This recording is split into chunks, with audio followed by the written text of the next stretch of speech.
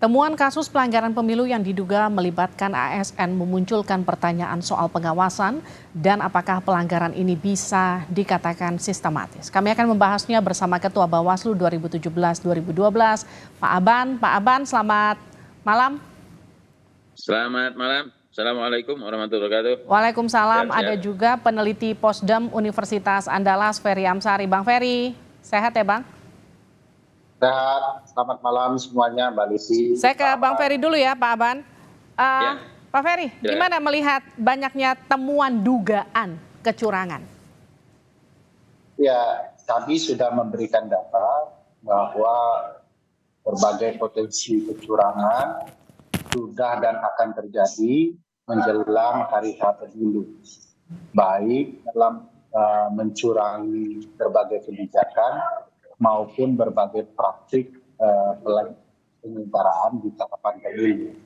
Keterlibatan aparat negara cukup masif ya berdasarkan peta kami, dan itu tidak hanya melibatkan penyelenggara di ruang administrasi, juga diduga melibatkan TNI dan Polri, serta aparat penyelenggara pemerintahan desa sebagai satuan pemerintahan terkecil. Bang Ferry. Baik, ya.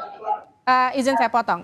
Kalau tadi Anda katakan masif, kan sejauh ini yang terbaru tuh diduga di Ambon, di Takalar, di Medan. Ada data di mana lagi yang terbaru yang mungkin kita masih belum dapat datanya tapi Anda sudah dapat? Ya, kalau kita dimulai dari data penentuan kepala daerah, penjabat kepala daerah hingga dukungan kepala desa serta praktik-praktik di lapangan. Kita menemukan informasi misalnya kemarin di Sulawesi Selatan ya, ada kepala desa yang kemudian berbagai perkara yang berkaitan dengan dana desa dipanggil oleh aparat tertentu dan ujung-ujungnya memerintahkan untuk mendukung salah satu pasangan calon. Dan ini terjadi cukup meluas di Sulawesi Selatan. Kita juga mendapat temuan dari teman-teman bahwa juga berkaitan dengan penyelenggara pemilu. Data ini sudah berpangkal dari verifikasi partai politik hingga berbagai kebijakan penyelenggara pemilu hingga hari ini. Jadi cukup luar biasa data itu melibatkan penyelenggara pemilu sekaligus aparat pemerintahan yang lain. Baik. Saya ke Pak Abhan. Pak Abhan, jadi berdasarkan pengalaman Anda seberapa sulit membuktikan dugaan-dugaan temuan seperti yang tadi disebutkan Pak Ferry? Ya, menurut saya bahwa ini kewajiban Bawaslu untuk segera menindaklanjuti berbagai temuan-temuan itu ya, ataupun kalau ada laporan dari masyarakat. Tidak ada laporan pun, kalau Bawaslu hasil pengawasan menemukan ada dugaan pelanggaran, maka untuk segera menindaklanjuti. Menurut saya memang bukti ini tergantung dari case yang ada ya. Tetapi kalau memang buktinya sudah kuat, menurut saya cepat untuk bisa ditindaklanjuti. Jadi terkait dengan dugaan pelanggaran soal netralitas ASN ataupun TNI Polri kalau terjadi, maka sebetulnya netralitas ASN bisa didekati pada dua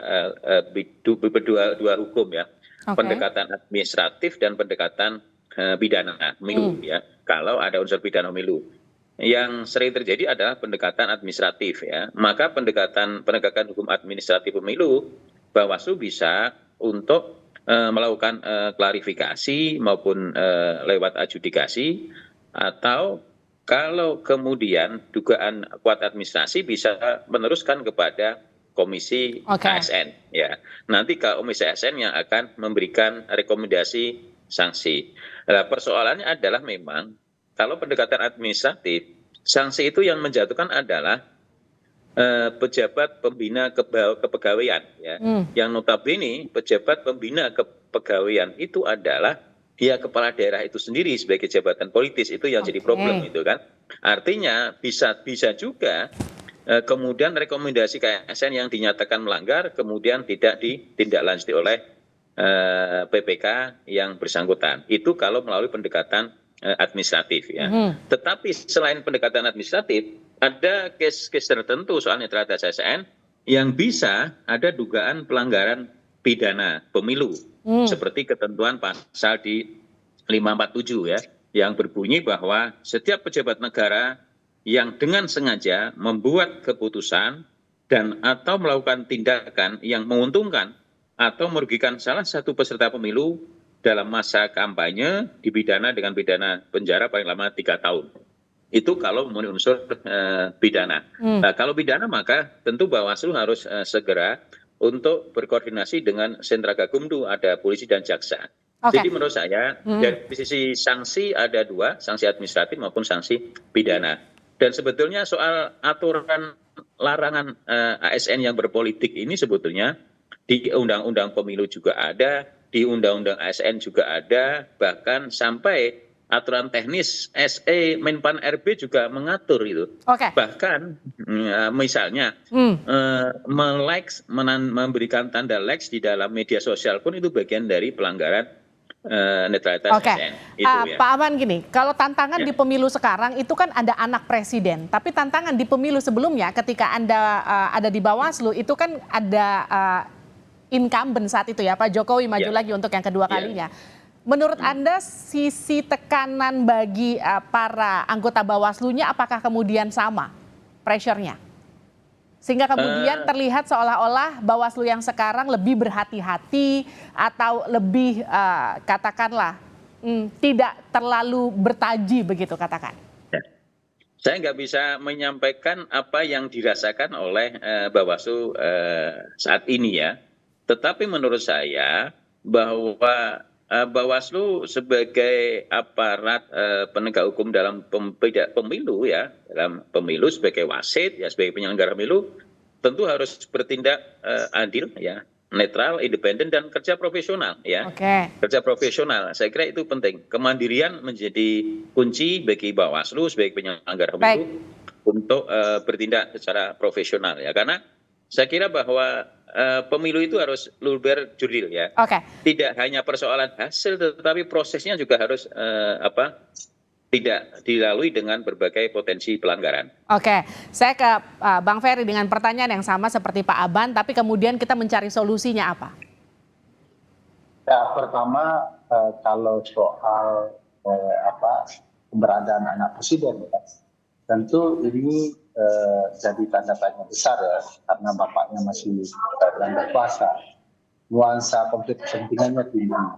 Di titik ini pula yang membuat beberapa aparat hukum negara tidak maksimal berjalan. Misalnya tadi disinggung soal sentra Gakumdu di Bawaslu yang harus melakukan tindakan, melakukan investigasi, temuan dan segala macamnya.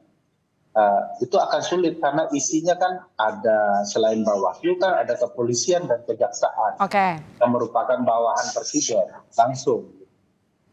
Makanya tanda tanya besar bagi saya, mana ada aparat yang berani menegur anak presiden. Nah, di titik ini menjadi permasalahan yang membuat kita menegur agar presiden memang di saat dia masih incumbent keluarganya dilarang terlibat. Situasinya agak berbeda ketika beliau maju untuk yang kedua kali. Karena kalau dia melakukan langkah-langkah curang langsung, maka orang akan bisa memberikan sanksi yang luar biasa. Karena dia presiden, apalagi head to head kan sebelum periode sebelumnya. Nah, di titik ini situasinya agak berbeda. Bagi saya problematikanya begini, ada ruang kosong yang perlu kita sadari bahwa keterlibatan aparat desa, PNS, ASN dan lain-lain begitu ya, itu kan ada ruang kosong. Bagaimana kalau mereka diancam dan terpaksa mendukung? Kalau kita memberikan sanksi kepada orang yang dipaksa, kan tidak adil kita. Harusnya peserta dalam hal ini calon presiden atau tim sukses atau partai tertentu juga harus diberikan sanksi. Jadi jangan telunjuk diarahkan hanya kepada ASN. Saya sepakat dengan apa yang diceritakan Pak Aban, tapi ada ruang kosong yang perlu juga kita perhatikan agar yang diberikan sanksi juga adalah para kandidat. Terima kasih Bang Ferry, terima kasih juga Pak Aban sudah bergabung di Sapa Indonesia Malam. Sehat-sehat selalu.